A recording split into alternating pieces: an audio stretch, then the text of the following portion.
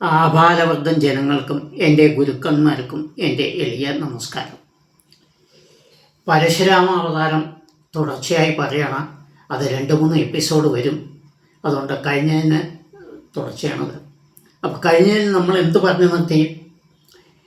രാമൻ അമ്മയെ കൊന്നു, ജമദഗ്നി അവരെ ജീവിപ്പിച്ചു എന്ന് പറഞ്ഞു. ഇനി അതിൻ്റെ അപ്പുറത്താണ് നമ്മൾ പറഞ്ഞത്.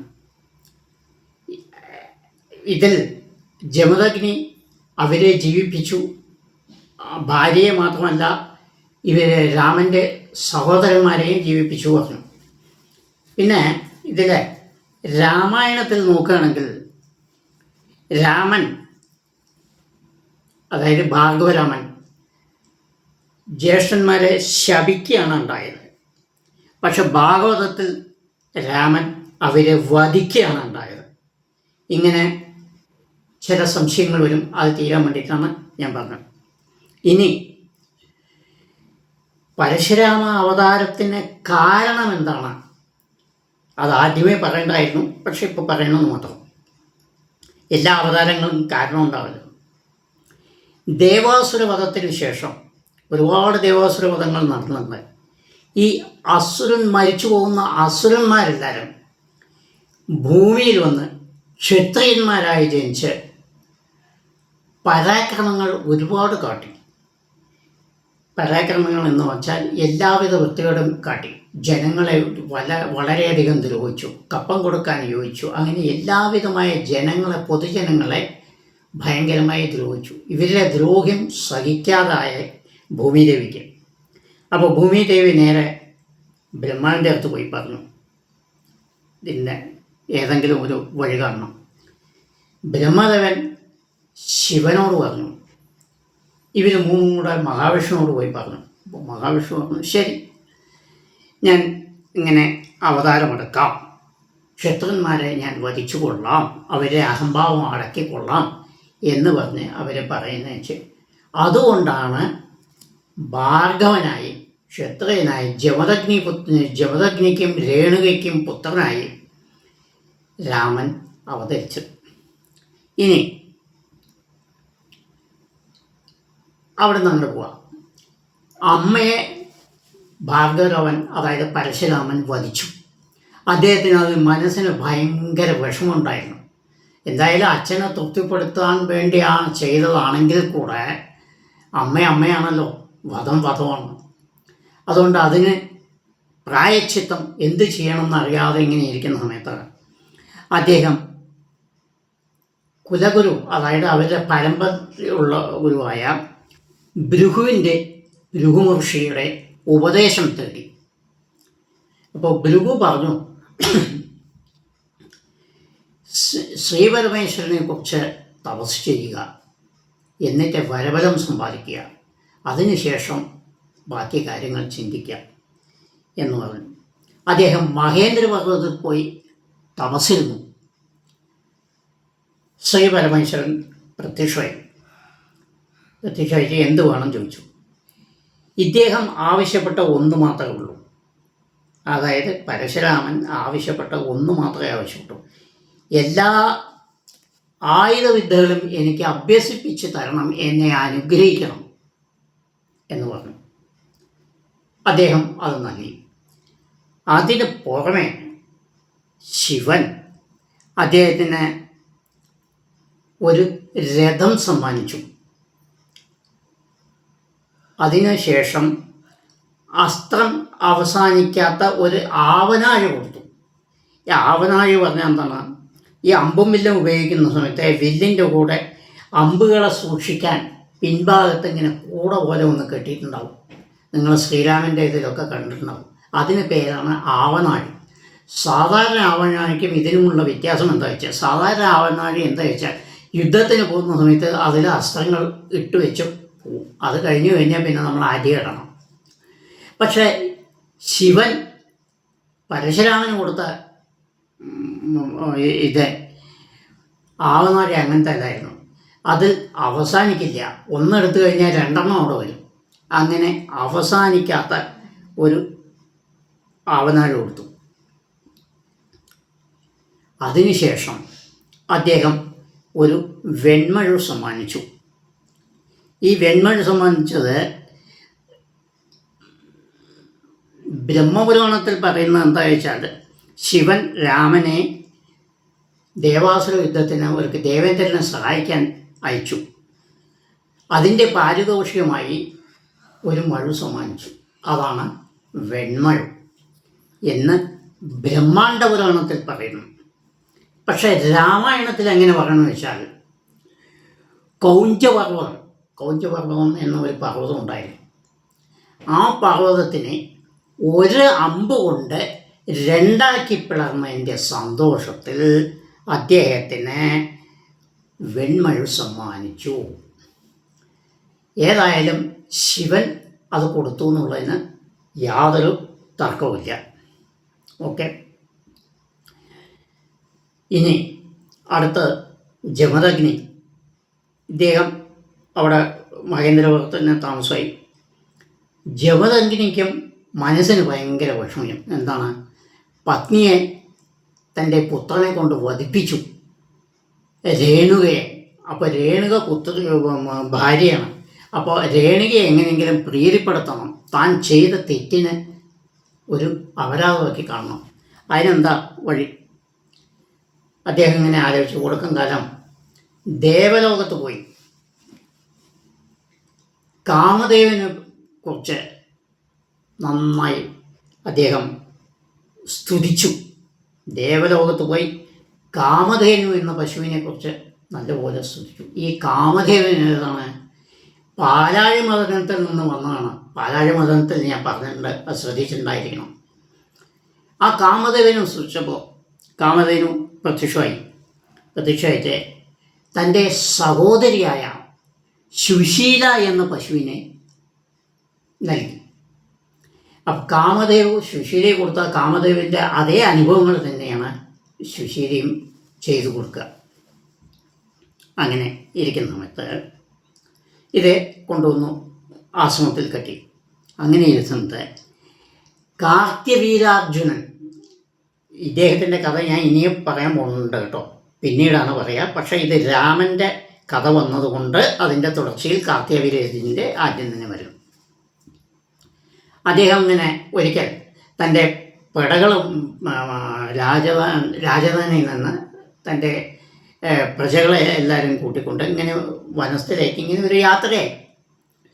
അങ്ങനെ ഇതെല്ലാം കഴിഞ്ഞ് വേട്ടയ്ക്ക് പോയി വരുന്ന സമയത്ത് ക്ഷീണിച്ച സമയത്ത് ഇദ്ദേഹത്തിൻ്റെ ആശ്രമം കണ്ടു, ജമദഗ്നിയുടെ ആശ്രമം കണ്ടു. അപ്പോൾ കാർത്തികരാജൻ വളരെ നല്ല മനുഷ്യനാണ് കേട്ടോ. നമുക്ക് ആ പേര് കേട്ടാത്തൊന്നും രാക്ഷസനാണ്, നേരെ വിപരീതമാണ്. അദ്ദേഹം ദാനശീലനാണ്. ഇദ്ദേഹത്തെ പറ്റി പറയുമ്പോൾ ഞാൻ പറഞ്ഞുതരാം. അവിടെ വന്ന സമയത്ത് വിശപ്പും ദാഹവും പട്ടാളക്കാർക്കും ഇദ്ദേഹത്തിന് സഹിക്കാൻ വയ്യ. അപ്പോൾ അദ്ദേഹം പറഞ്ഞു, ഞങ്ങൾക്ക് വിശപ്പും ദാഹവും സഹിക്കാൻ വയ്യ, എന്തെങ്കിലും തന്നാൽ കൊള്ളാം. ജമദഗ്നി മഹർഷിയും രേണുകയും ഉടനെ അവരെ സ്വീകരിച്ചു. കൈയും കാലമൊക്കെ കഴുകി വരാൻ പറഞ്ഞു. എല്ലാം കഴുകി വന്ന് ഇരുന്ന് ശ്രമിച്ച് സമൃദ്ധിയായ എല്ലാ വിഭവങ്ങളും അടങ്ങുന്ന ഒരു സദ്യ ഒരുക്കി കൊടുത്തു. ഏതാനും നിമിഷങ്ങൾക്കകം ആയിരക്കണക്കായ പട്ടാളക്കാരാണ് അദ്ദേഹത്തിൻ്റെ കൂടെ ഉള്ളത്. കാർത്തികവീരാർജുനൻ്റെ കൂടെ ഉള്ളത് സ്വന്തം പുത്രന്മാരും, അതായത് 1005 പുത്രന്മാരും പട്ടാളക്കാരും, ഇങ്ങനെ ഒരു 10,000 ആൾക്കാരുണ്ടായിരുന്നു എന്ന് പറയുന്നത്. ഇവർക്കെല്ലാം സുഭിക്ഷമായ ആഹാരം ഏതാനും നിമിഷങ്ങൾക്കകം കൊടുത്തു. അദ്ദേഹത്തിന് വളരെ സന്തോഷമായി, തൃപ്തിയായി. പക്ഷെ ഒരു സംശയം. അദ്ദേഹം ഉടനെ ചോദിച്ചു, ഋഷിവര്യ, താങ്കൾ ഈ 1 മിനിറ്റ് കൊണ്ട് ഈ ആശ്രമത്തിൽ ഇത്രയും ഭക്ഷണം തന്ന് ഞങ്ങളെ എങ്ങനെ തൃപ്തിപ്പെടുത്തി? അദ്ദേഹം ഈ സുശീലയെ കാട്ടിക്കൊടുത്തു പറഞ്ഞു, ഈ സുശീലയോട് എന്ത് ചോദിച്ചാലും തരും. അങ്ങനെ ഞാൻ നിങ്ങൾ വന്ന സമയത്ത് നിങ്ങൾക്കെല്ലാം ഭക്ഷണം വേണമെന്ന് ചോദിച്ചു, അത് തന്നണം. അദ്ദേഹത്തിന് അന്ന് മുതൽക്ക് ഈ സുശീലയെ എങ്ങനെയെങ്കിലും കയ്യിലാക്കിയാൽ കൊള്ളാമെന്നൊരാഗ്രഹം. അങ്ങനെ പോയി രാജധാനിക്ക് തിരിച്ചു പോയ ശേഷം മന്ത്രിയോട് ദൂത് പറഞ്ഞയച്ചു, ജമദഗ്നിയെ കണ്ട ഈ പശുവിനെ തരാൻ പറയൂ, എന്ത് വേണമെങ്കിൽ എത്ര നിധി വേണമെങ്കിൽ കൊടുക്കാം, അന്ന് പണം എന്നല്ല പറയുക, നിധി എന്നാണ് പറയുക. ആ കാലങ്ങളിൽ എത്ര നിധി വേണമെങ്കിൽ കൊടുക്കാം തരാം. മന്ത്രി ഇവിടെ വന്നു പറഞ്ഞു. ജമദഗ്നിയും ഭാര്യയും അതിനെ അനുകൂലിച്ചില്ല. പക്ഷേ ഈ സമയത്തൊന്നും രാമൻ അവിടെ ഇല്ല കേട്ടോ. രാമൻ മഹേന്ദ്രപർവ്വതത്തിലാണ്. അവർ തന്നെ അനുകൂലിച്ചില്ല. ഇവർ തിരിച്ചു പോവുകയും ചെയ്തു. അങ്ങനെ മന്ത്രി പോയി പശുവിനെ കിട്ടിയില്ല. ഇവിടെ വന്ന സമയത്ത് അവർക്ക് വീണ്ടും ഒരു ആഗ്രഹം, ഇതിനെ എങ്ങനെയെങ്കിലും ആക്കണം. അപ്പം മന്ത്രി എന്തൊക്കെയോ പറഞ്ഞ് കാർത്തിവീര്യാർജുനെ തിരിപ്പിച്ചു. ഇത് കിട്ടിയാൽ കൊള്ളാമെന്നുള്ള ആഗ്രഹം പൂർണ്ണമായി ഉണ്ടാക്കിച്ചു. അങ്ങനെ മന്ത്രിയും കൂട്ടരും കൂടെ വന്ന് ഈ പശുവിനെ ബലമായി പിടിച്ചു കെട്ടി കൊണ്ടുപോയി. അതിൻ്റെ പിന്നാലെ ജമദഗ്നിയും പോയി. വനത്തിൽ വെച്ച ഈ ജമദഗ്നിയെ അടിച്ചും ചവിട്ടിയും കൊന്ന് അവരവിടെ ഇട്ടു പശുവിനെ കൊണ്ടുപോയി. പശു അവിടെ എത്തിയ സമയത്ത് കാർത്തിവീര്യാർജുന് തോന്നി, അയ്യോ നമ്മൾ വലിയൊരു അപരാധം ചെയ്യാൻ പാടില്ലായിരുന്നു, ഇങ്ങനെ ഒരിക്കലും ചെയ്യാൻ പാടില്ലായിരുന്നു.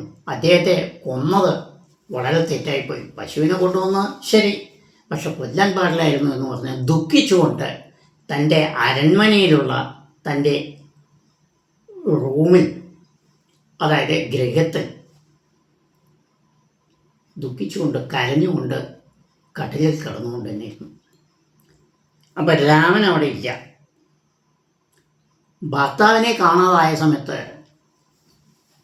ഇവർ രേണുകയും മറ്റ് അനുജന്മാരും പുത്രന്മാരും ഒക്കെ കരയാൻ തുടങ്ങി. എവിടെ അന്വേഷിച്ച് നോക്കുന്ന സമയത്ത് വനത്തിൽ ഇങ്ങനെ കിടക്കണു.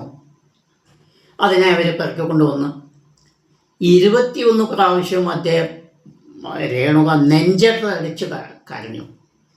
അതുകൊണ്ട് 21 പ്രാവശ്യം നെഞ്ചത്തടിച്ച് കരഞ്ഞു ഭർത്താവ് പോയിരുന്നു.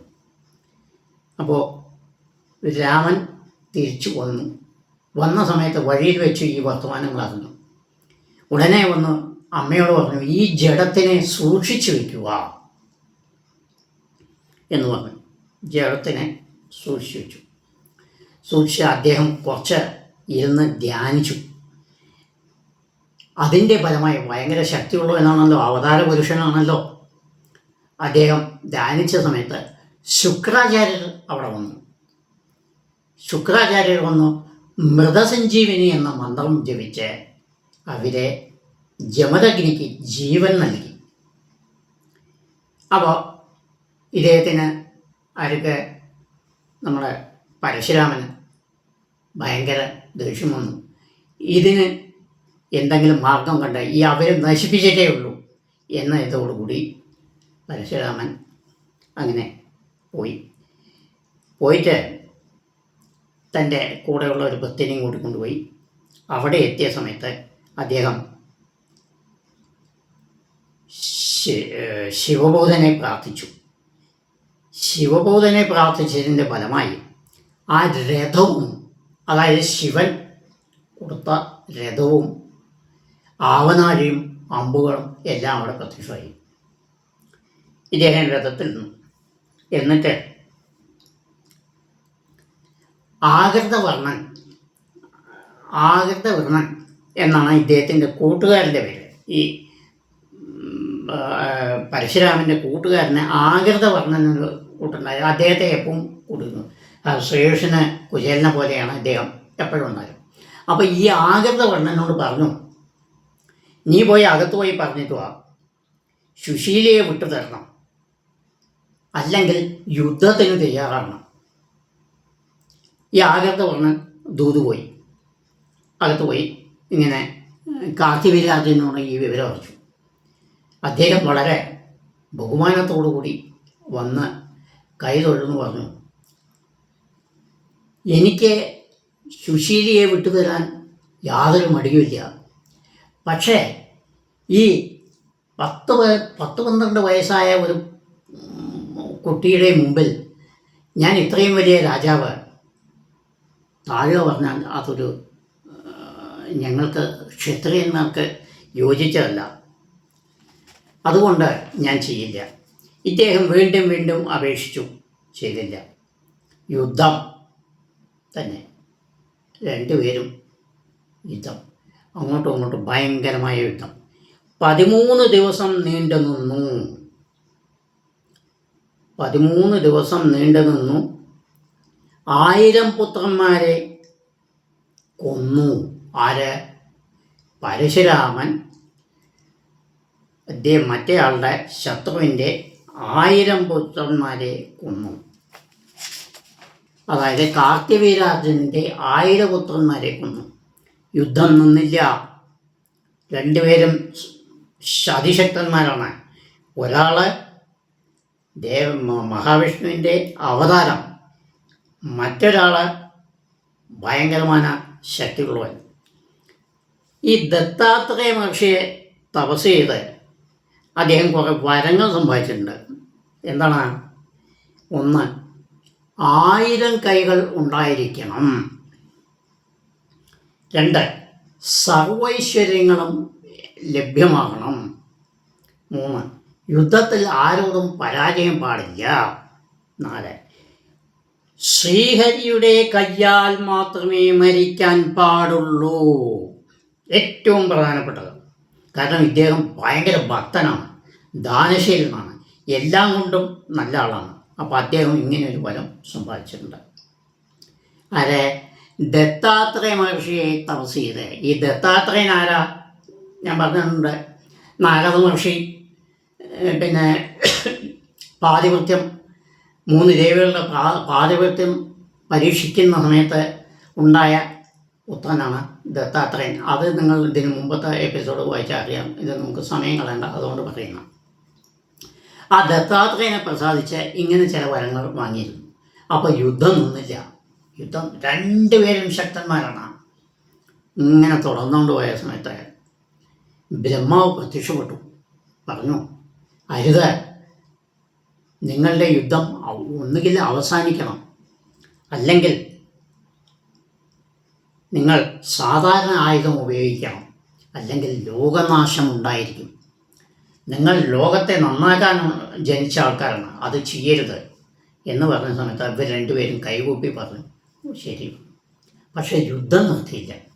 യുദ്ധം തുടർന്ന് അവസാന നിമിഷം ഇദ്ദേഹം എന്ത് ചെയ്തു? ദത്താത്രേയൻ അവസാന നിമിഷം നാരായണാസ്ത്രം ഉപയോഗിച്ചു. അപ്പോൾ ദത്താത്രേയൻ ഇദ്ദേഹത്തിന് പറഞ്ഞിട്ടുണ്ട്, ഏറ്റവും അവസാനത്തെ പ്രയോഗമായിരിക്കണം ഈ അസ്ത്രം, അതിന് മുമ്പോ അതിന് ശേഷമോ അരുത് എന്ന് പറഞ്ഞു. അപ്പം ഈ ദത്താത്രേയൻ അവസാനമായി ഇനി ജയിക്കാൻ നിവർത്തിയില്ല, തോൽക്കാനും നിവർത്തിയില്ല. ഇങ്ങനെ ആയ സമയത്ത് ഈ നാരായണാസ്ത്രം അങ്ങോട്ട് വച്ചുവിട്ടു. ആരെ? പരശുരാമൻ്റെ നേരെ. ഈ അസ്ത്രം നേരെ വന്ന് പരശുരാമനെ വലം വെച്ച് അദ്ദേഹത്തിൽ ലയിച്ചു. ആക്രമിക്കുകയല്ല ഉണ്ടായത്. ഈ അസ്ത്രം, നാരായണാസ്ത്രം, പരശുരാമനെ വലം വെച്ച് അദ്ദേഹത്തിൽ ലയിച്ചു. അപ്പോൾ ദത്താത്രേയന് മനസ്സിലായി, ഓ, നാരായണാസ്ത്രം ഇദ്ദേഹത്തെ ലയിച്ചിട്ടുണ്ടെങ്കിൽ ഇദ്ദേഹം സാക്ഷാൽ ഭഗവാൻ തന്നെ ആയിരിക്കണം, യാതൊരു സംശയമില്ല എന്ന് പറഞ്ഞ് തൻ്റെ ആയുധം കയ്യിൽ വെച്ച്, ഭഗവാനെ, എന്നെ പരീക്ഷിക്കേണ്ടായിരുന്നു, നിങ്ങളുടെ കൈ കൊണ്ടാണ് എനിക്ക് മരണം, അതുകൊണ്ട് ഞാൻ തയ്യാറായിരിക്കുന്നു എന്ന് പറഞ്ഞ് അങ്ങനെ മുന്നിൽ നിന്നു. പരശുരാമൻ അദ്ദേഹത്തിൻ്റെ എല്ലാ 1000 കൈകളും വെട്ടി ഒടുവിൽ നെഞ്ചിൽ ചവിട്ടി നർത്തനമായി അങ്ങനെ കൊന്നു. ഇനിയാണ് അദ്ദേഹത്തിൻ്റെ ക്ഷത്രിയന്മാരെ വധിക്കുന്നത്. അത് നമുക്ക് അടുത്തതിൽ പറയാം. നമസ്കാരം. ഷെയർ ചെയ്യുക, എല്ലാവരും സബ്സ്ക്രൈബ് ചെയ്യുക, ലോക നന്മയ്ക്ക് വേണ്ടി ചെയ്യുക, നിങ്ങളുടെ കുടുംബത്തിന് വേണ്ടി ചെയ്യുക. നമസ്കാരം, നന്ദി. ലോകാ സമസ്താ സുഖിനോ ഭവന്തു. ലോകാ സമസ്താ സുഖിനോ ഭവന്തു. ലോകാ സമസ്താ സുഖിനോ ഭവന്തു. ധർമ്മോ രക്ഷതി രക്ഷിതക. ധർമ്മോ രക്ഷതി രക്ഷിതക. ധർമ്മോ രക്ഷതി രക്ഷിതക. നമസ്കാരം.